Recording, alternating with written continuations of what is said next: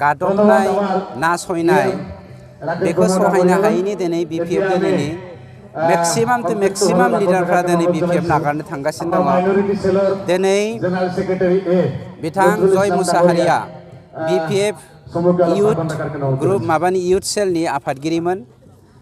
बिथांनि जा इनार्जेटिक यां माने स्ट्रं जि सानस्रि गोख्रों सानस्रिजों माहारियारि बादजों गावनि हारि गावनि राव हारिमु थुनलाइ आसार खान्थिखौ बोखांनायनि थांखिजों जाय राजखान्थियाव हाबदोंमोन बे सानस्रिनि बेरेखायै हाग्रामाया खामानि मावबाय थानायखाय बिथाङा दिनै सहायनो हायैनि मानाव गेदेर प्रमद बर' बिथांनि दैदेननाय UPPL दोलोजों दिनै बाहागो लाफैनानै हारि सिबिनायनि थाखाय बिटिआर हालामाव सान्थि गोजोन आब्रुथि आरो खौसेथि गायसननायनि थाखाय गासैबो जाति जनगोष्ठीखौ गंसे नावावनो दैखांनानै गंसे दिङायावनो दैखांनानै गाव दिङानि लोरगि हमग्रा सासे माहारि सिबिग्रा फिसा हिसाबै दिनै जोंनि UPPL दोलोआव जयेन जाफैबाय। प्राय 2500 BPF सापर्टारा दिनै बिथां जय मुसाहारिजों जोंनियाव जयेन जाफैदों। बे जोंनि थाखाय मोनसे गेरेमसा हारि दानाय जा जोंनि बड'फा इउएन ब्रह्मनि सिमां बे सिमांखौ जाफुंहोनायनि मोनसे लामा बा सिन। जिहेतु एक्जिस्टिं MCLA फैनायाव माबायदि खहा जादों होनना फोरमायगोन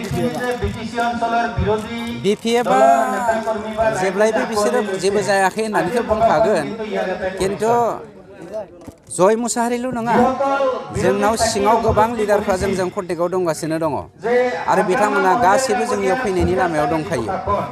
आंथ' नोंथांखौ मोनसे इंगित होबावदों, दिनैनिफ्राय दान मोनथामनि सिगां मोनसे बाथ्रा बुंदोंमोन, खाम्फा बरगयारिया जोंनियाव जयेन जागोन। गाबोन सबनिया खाम्फा बरगयारियाबो UPPL दोलोआव जयेन जायैनि खोथा गैया।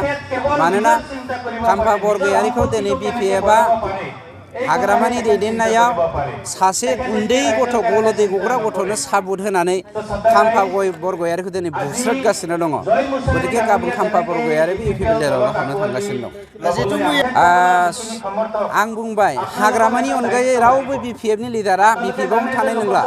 मानोना दिनै बिटिआरनि गासैबो रायजो राजाया जोंनि BPF दोलोखौ बर'लेण्ड हालामनिफ्राय गैया खालामनो थांगासिनो दङ। बिथांमोनखौ कफिन होनो थांगासिनो दङ। कफिननि जोबथा गाजोलखौ दोनायनिल' बाखिल'सै। बे जोबथा गाजोलखौ दोनायनि थाखाय नोंथांमोना साननैसो नेबानो जाबाय। साख्रि नागिरग्रा सुबुंफोरनि थाखाय गोजोनथाव खौरां। गिबि खेबनि थाखाय RB मेथमेटिक्स सेन्टारा बाक्सानि सदर मसलपुराव गासै कम्पिटिटिभ एग्जामनि थाखाय गोदानै कचिं सेन्टार बेखेवनो थांगासिनो दं। जायफोर सुबुंफ्रा गोजान जायगायाव थांनानै कम्पिटिटिभ एग्जामनि थाखाय कचिं लानो हायाखैमोन, बिथांमोना बे बारनिफ्राय बे कचिंनि खाबुखौ RB मेथमेटिक्स सेन्टारनि जोहै मसलपुराव मोननो हासिगोन।